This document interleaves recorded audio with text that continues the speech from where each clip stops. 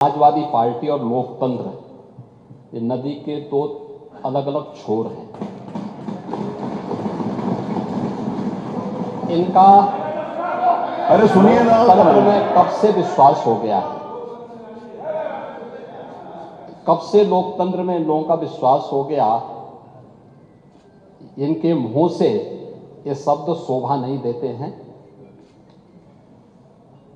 स्वाभाविक रूप से संभल में जो नंद तांडव इन्होंने समाजवादी पार्टी सरकार के समय किया था, आज जब वहां पर उसका शुद्धिकरण का अभियान चल रहा है, तो अगर आपको हवन डालना है तब तो ठीक बात है, लेकिन अनावश्यक रूप से हर एक जगह न्यूसेंस क्रिएट करना, अपनी नकारात्मकता से उस क्षेत्र के विकास को अवरुद्ध करना, संभल हो, बहराइच हो या गोरखपुर, ये समाजवादी पार्टी हर जगह यही करती है।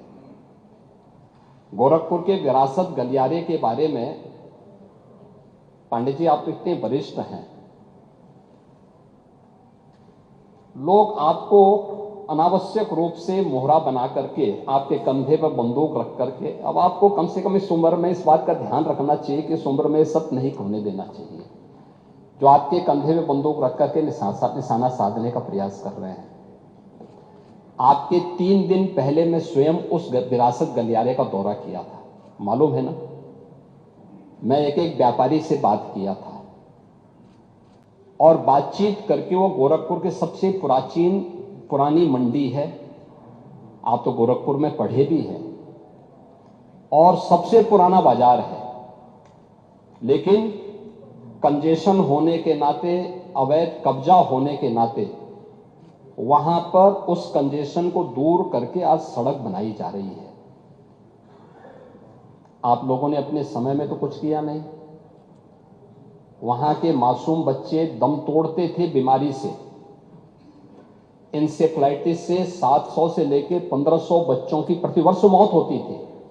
आपकी विधानसभा के भी और सिद्धार्थनगर जनपद के भी सैकड़ों बच्चे मरते थे। कभी आप लोग कुछ नहीं किए, विकास के लिए आप लोग कुछ नहीं किए। अपने समय में विकास का आपका कोई एजेंडा नहीं था।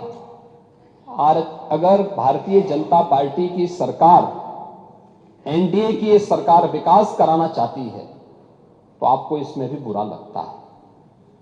और वो विरासत गलियारा उसी पुराने बाजार के पुनरुद्धार करने को, जिससे वहां के, आपको मालूम है वहीं पे गोरखपुर का घंटाघर भी है, गीता प्रेस भी उसी से सटे हुए क्षेत्र में है, और गोरखपुर का सबसे प्राचीन बाजार भी जो मार्केट है उसी से जुड़ा हुआ है। उस मार्ग को बनाने के लिए और एक एक व्यक्ति, एक एक व्यापारी को कंपनसेशन देने के बाद 3 दिन पहले मैंने स्वयं उस क्षेत्र का दौरा करने की बात की थी।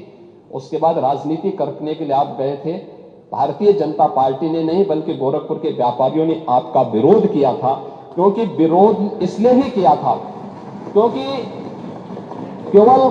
केवल वहीं का व्यापारी नहीं, प्रदेश भर के व्यापारी में समाजवादी पार्टी की चारों सरकारों के समय में जो भय और दहशत था, जो उनसे गुंडा टैक्स वसूली किया जाता था, उसके कारण व्यापारियों में आपके प्रति जो आक्रोश है, बार बार उसका खामियाजा समाजवादी पार्टी को भुगतना पड़ा था। और व्यापारी इसी बात को लेकर आशंकित थे कि उनके विकास के लिए कोई कार्य हो रहा है, उसमें फिर विघ्न बाधा पैदा करने के लिए आप गए होंगे। और व्यापारियों ने इस चीज का विरोध किया था कि भाई आप वहां बिना बुलाए मेहमान आकर के टपक पड़े हैं, विघ्न बाधा पैदा कर रहे हैं, ये नहीं होना चाहिए।